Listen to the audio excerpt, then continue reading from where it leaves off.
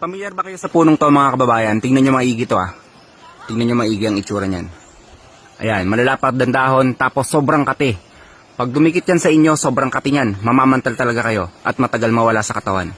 Ayan siya. So lapitan natin. Pag may nakita kayo nito, ang tawag dyan ay langatong. Alingatong. Dito sa Bicol kung tawagin to langatong. Lapitan natin. Yan.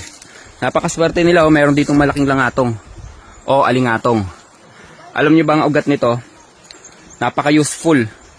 Yan. Kukuha lang kayo ng ugat niyan tapos ilalaga nyo. Kung mayroon kayong UTI, sakit sa kidney, tsaka liver, magaling to. Proven na to. Proven na ang halaman na ito. Yan. So kung nag-ano kayo, dialysis, kailangan yung pababain yung dumi ng dugo nyo, yung creatinine, effective to.